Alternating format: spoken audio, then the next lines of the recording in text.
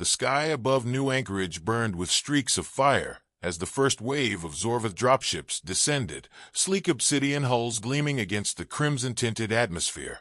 Captain Jack Ironhide Reynolds stood atop the colony's rusted defense platform, his weathered face set in grim defiance. The aliens thought this would be easy. Just another backwater human settlement to crush under their imperial heel. He'd seen this kind of arrogance before. It usually ended in a body count. A low growl of engines signaled the approach of his squad. Sergeant Travis Deadeye McGraw adjusted the scope of his bolt-action sniper rifle, an anachronism in an age of energy weapons, but one that had never let him down. Beside him, Corporal Roy Gearhead Thompson wiped grease from his fingers. Checking the jury-rigged exosuit they'd strapped together out of mining equipment and salvaged steel. Mounted to its frame was a relic of Earth's past, an M134 minigun affectionately dubbed Baba Yaga. It was an ancient beast, chewing through belts of 7.62 like a starving wolf, and Reynolds had seen it turn battlefields into charnel houses. Private Billy Rookie Carter clutched his rifle like it might vanish from his hands. He was young, too fresh for a fight like this, but there was steel under the nervous sweat. That was good. He'd need it. The first explosion shattered the relative silence. A shockwave tore through the colony's outer defenses as the Zorvath opened fire, their emerald plasma bolts searing through metal and stone. Reynolds ducked behind cover, barking orders as his men took position. Deadeye, find me officers and put him down. Gearhead, you and Rookie make sure Baba Yaga's up and running. We hold here until they realize we're not just rolling over to die. McGraw was already moving, scaling the remains of a comms tower with practiced ease. Below, Thompson yanked the last clamps into place, the exosuit groaning under the weight of its armament. Rookie swallowed hard and nodded, double-checking the ammo feed. The Zorvath made their entrance like they always did, like conquerors, like gods descending to smite the lesser species. Their towering, armored forms strode through the ruined defenses, weapons humming with lethal energy. Their leader, a six-eyed brute in crimson battleplate, raised a gauntlet fist. Humans. The alien's voice was translated through the colony's still-functioning PA system, warped and metallic. You have no place in the stars. Surrender and be granted a swift death. Reynolds grinned, teeth flashing white in the firelight. Funny. I was about to say the same to you. Then he nodded to Thompson. Baba Yaga roared to life. The first burst of gunfire was deafening, a furious howl of lead that ripped through the Zorvath ranks before they had time to react. The minigun's barrels glowed red-hot as it spat death at 6,000 rounds per minute, carving through alien armor like paper. 1 second, the Zorvath vanguard stood poised for annihilation. The next, they were shredded meat, bodies tumbling over each other as their front line collapsed. A plasma bolt slammed into Thompson's exosuit, searing metal, but he didn't stop firing. Rookie reloaded feverishly, feeding fresh belts into the weapon as the ground turned slick with alien gore. From above, McGraw took his first shot. The high-caliber round punched through the officer's skull, snapping his head back in a spray of black ichor. The remaining Zorvath hesitated, a rare and fatal mistake. Reynolds charged. The old Marine moved like a battering ram, shotgun kicking against his shoulder as he tore into the disoriented aliens. They'd called humans primitive. Let them see what primitive meant up close. He shattered a Zorvath's knee with the butt of his weapon before finishing it off with a blast to the chest. Another lunged at him with a crackling energy blade. He sidestepped, yanked a combat knife from his belt, and drove it into the thing's throat. They were breaking. More Zorvath reinforcements poured in from the north, but they weren't charging in blind anymore. They'd learned caution. Good. That meant they were scared. Deadeye, what do you see? Reynolds called, ducking behind the wreckage of a transport skiff. They're regrouping, but their command structure's shot to hell. McGraw answered over comms. Gonna be an old-fashioned slugfest from here. Then let's make it hurt. Plasma fire rained down, forcing them into cover. Thompson swore as another bolt melted part of the exosuit's frame. She's running hot, Cap, and we're running dry. Reynolds checked his own ammo. Not good. They hadn't been expecting a full-scale invasion today. This was supposed to be a resupply stop, not a war. But wars didn't wait for the right conditions. You fought with what you had. The Zorvith forces were reorganizing, laying down suppressive fire as they deployed a massive, quadrupedal war machine, some kind of mechanized siege engine bristling with plasma turrets. Its massive legs dug into the ground, stabilizing for a shot. If it fired, the whole colony would be slagged. Reynolds clenched his jaw. "We need to take that thing down." Thompson let out a bitter laugh. "Unless you've got a nuke in your back pocket. I don't see how." Then we improvise. "Deadeye, can you hit a power node on that thing?" "Maybe. But you'd need something bigger than what I'm carrying to take advantage of it." Reynolds' eyes flicked to Baba Yaga, still smoking in Thompson's grip. "I've got an idea." It was insane, but insanity was what humans did best. "Gearhead, strip the suit. We're mounting that thing manually." "You're out of your damn mind, Cap." "Yeah, and that's why we're winning." The plan came together in seconds. McGraw put a round through the machine's exposed power junction, causing a critical failure in its shielding. In the chaos, Thompson yanked the minigun free from its harness, dragging it into position atop a wrecked supply crate. Reynolds took the controls. The Zorvith barely had time to react before the minigun screamed again, a hurricane of metal tearing through weakened armor plating. Sparks and blackened alien steel erupted as the war machine faltered. Its plasma core, exposed and flickering, went critical. The explosion rocked the battlefield. The surviving Zorvith, disoriented and leaderless, began a hasty retreat. Their empire had promised them an easy victory. What they found instead was a handful of men, outdated weapons, and a minigun that could tear gods from the sky. Reynolds exhaled, rolling his shoulders as silence settled over the battlefield. The first battle was theirs, but the war was just beginning. McGraw crouched in the wreckage of an alien transport, his rifle barrel resting steady against a shattered support beam. Through the scope, he watched the Zorvith patrol move in tight formation, scanning the ruins for survivors. They were learning. A week ago, they had marched in like they owned the place. Now they advanced with caution, weapons drawn, heads on swivels. Fear was starting to settle into their bones. He adjusted for wind, calculated the drop, and squeezed the trigger. The officer in the center of the formation went down first, the high-caliber round punching through his carapace armor and turning his insides to paste. The aliens hesitated, just long enough for the trap to spring. A second later, the ground beneath them erupted. Thompson's improvised claymores, made from repurposed Zorvith plasma cells, detonated in a chain reaction, sending molten shrapnel slicing through the patrol. The air filled with the shrieks of burning aliens, their advanced armor useless against the sheer brutality of human ingenuity. Reynolds grinned as he watched from cover, gripping his shotgun. "They still think we fight by their rules," he muttered. Rookie crouched beside him, breath steadying. "How many does that make?" Reynolds didn't even have to think. 223. Since they landed. They started with thousands. They did. The boy nodded, eyes hardening. He wasn't the same nervous kid from the first fight. War had a way of burning hesitation out of a man. Thompson jogged up, grinning through the soot and grime. That worked better than expected. Plasma residue cooked off in the secondary blast.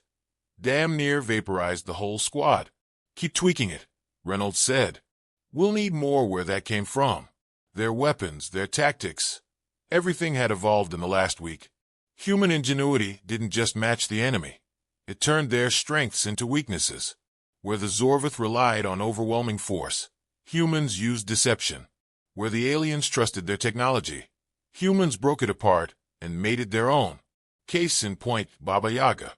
Thompson had spent 3 days stripping parts from disabled Zorvith weapons, integrating salvaged plasma coils into the minigun's ancient design.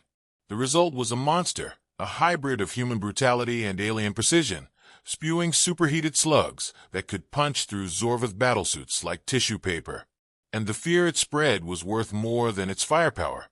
Zorvith comms, which they'd begun intercepting, told the story. The aliens whispered about the demon gun, a relic of a savage race that refused to die.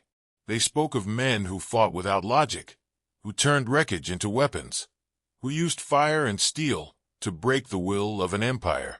Good. The Zorvith were learning fear. Reynolds and his men regrouped in the ruins of the colony's old foundry, their temporary base of operations.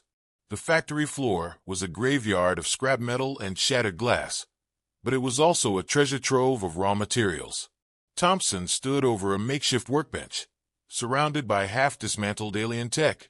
He held up a modified Zorvith rifle, wires and circuitry exposed. This is what they call a rifle. No wonder they suck at close quarters. He yanked out a coolant regulator and tossed it aside. Too many fail-safes. Too much reliance on automated targeting. No instinct. No art. Can you make it work?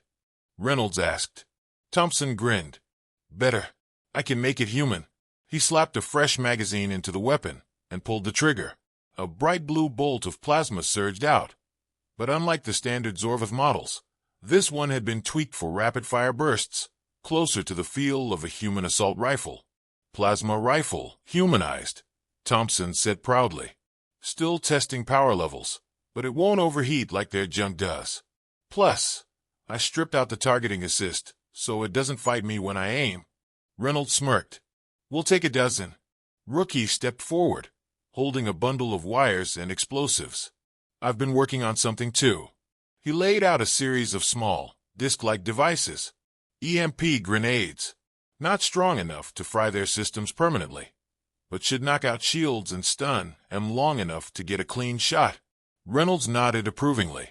That'll even the playing field. A crackle of static interrupted them. McGraw's voice over comms. Boss, you're gonna want to see this. They moved quickly, climbing to McGraw's sniper perch atop the remains of an old water tower. He handed Reynolds a pair of binoculars and pointed towards the valley below. Zorvith reinforcements. A full battalion, marching with cold efficiency, escorting something massive. At the center of their formation stood a war machine unlike anything they'd faced, a towering quadrupedal behemoth, its hull bristling with plasma cannons and shield projectors. This wasn't a patrol. This was an extermination force. They're done playing around, McGraw muttered. Reynolds exhaled, feeling the weight of the moment settle in his gut. This was it. The Zorvith weren't just hunting them anymore. They were coming to erase them. Good. Let them try. He lowered the binoculars and turned to his men. We hit M hard. We hit M fast. He said. We use everything we've built, everything we've learned. They think they're walking into a battlefield. They're walking into a graveyard. A slow grin spread across Thompson's face. And who's digging it? Reynolds chambered a round into his shotgun. We are. The valley was silent in the moments before hell broke loose. Shadows stretched long across the battlefield as the Zorvith battalion advanced in precise formation, their massive war machine looming over them like a titan of old. Its plasma cannon swiveled, scanning for movement. Shields rippled, distorting the air around them. The aliens had come to finish what they started. They thought they had the advantage. They were wrong. Reynolds crouched behind a ridge, gripping his rifle tight, eyes locked on the approaching force. His men were in position. McGraw lay prone 100 meters back, sniper sights trained on the Zorvith officers. Thompson and Rookie were embedded in the ruins below, their traps hidden beneath rubble and debris. The colony had been a graveyard for a week, but tonight it would become a slaughterhouse. He exhaled slow. On my mark. The Zorvith commander strode forward, tall and gleaming in dark battleplate. 6 glowing eyes scanned the ruins, searching, calculating. He raised a fist. Humans. His voice crackled through the comms. You have delayed the inevitable. But no more. Your weapons are relics. Your species is inferior. Tonight, we end this farce. Reynolds smirked. McGraw. Got him. Send our regards. The sniper round punched through the commander's skull before he could take another breath. For one heartbeat, the Zorvith hesitated. Then the valley exploded. Thompson's traps went first, hidden plasma charges detonating beneath the vanguard, turning the front line into a mass of fire and dismembered bodies. The aliens reeled, their formations thrown into chaos. And that was when Baba Yaga screamed. Reynolds stood from cover, shoulders braced against the monstrous weight of the minigun, and held down the trigger. The barrel spun, unleashing a hurricane of lead. The first wave of Zorvith fell like wheat before a scythe, their advanced armor crumbling under the sheer kinetic fury of human firepower. Rookie lobbed an EMP grenade into the fray. It pulsed with electric death, knocking out shields, leaving the survivors exposed. Thompson followed up with his hybrid plasma rifle, blue bolts tearing through unprotected flesh. The war machine reacted, legs shifting, cannons locking onto Reynolds' position. A moment later, it fired. He barely dove clear before the ridge, behind him, vaporized in a column of green fire. The force of the blast sent him tumbling, his arm screaming with the weight of the minigun as he hit the ground. He rolled, teeth gritted, vision swimming. The war machine's cannons recharged. Then its shields flickered. McGraw. Reynolds barked into the comm. Already on it. Another sniper shot. This one hit a power junction on the machine's left side, overloading the energy grid. Sparks flared. Its shield array crackled, destabilized. Thompson, on your 9, Cap. Reynolds turned just as Thompson skidded into cover beside him, holding out the last of their experimental ordnance, a single plasma missile, ripped from a Zorvith launcher, its guidance system stripped and rigged for manual detonation. That thing's got a core the size of a truck, Thompson panted. We get this inside, it's over. Reynolds looked at the battlefield. The war machine's cannons were still cycling, but it wouldn't hesitate for long. How close do I need to be? Inside 20 meters. Direct hit on the vent grid. Reynolds grinned. Cover me. He broke into a sprint. The Zorvith forces saw him immediately, their remaining soldiers turning weapons on the lone human charging the battlefield. Plasma bolts seared the ground around him, heat blistering his skin, but he didn't stop. The machine's cannons locked on. Then McGraw fired again. The sniper round struck its forward sensor array, blinding it for a fraction of a second. A fraction was all he needed. Reynolds planted his feet, raised the plasma missile, and hurled it with every ounce of strength left in his body. The projectile spun through the air, past the smoking wreckage, past the burning corpses, before slamming directly into the machine's exposed vent grid. For a moment, nothing happened. Then the valley turned white. The explosion ripped through the night, a violent sunburst of fire and energy as the war machine's core detonated. The shock wave hit like a hammer, sending bodies and debris flying in every direction. The remaining Zorvith soldiers had no time to react before the concussive blast folded them into the dirt. When the light faded, Reynolds lay on his back, ears ringing. His limbs felt heavy, his body bruised from the impact, but he was breathing. That was good. Breathing meant fighting. A shadow loomed over him. Thompson reached down, grinning through the soot. Told you it'd work. Reynolds groaned, accepting the offered hand. He hauled himself upright, looking at the battlefield. What was left of it? The Zorvith were dead. The war machine was a smoldering ruin, its frame split in half, molten slag dripping from its exposed core. The surviving aliens, those not instantly obliterated, were running. Their once mighty battalion had been reduced to scattered remnants, fleeing into the dark. Rookie approached, wide-eyed, his rifle slack in his hands. We actually won. Reynolds wiped blood from his brow and exhaled. Damn right we did. McGraw's voice crackled over the comm boss. You're gonna want to hear this. Reynolds picked up a fallen Zorvith transmitter and tuned into their frequency. The alien comms were a mess of static and panicked voices, words in their guttural language, translated into something almost human. Lost the battalion, impossible primitives, demons, orders, retreat. They were running. The Empire, the all-powerful Zorvith Dominion, was pulling back. A slow grin spread across Reynolds' face. He looked at his men, bloodied, exhausted, standing in the ruins of an empire's arrogance. Guess they finally learned. He slung his shotgun over his shoulder and started walking. Never underestimate a human with a gun.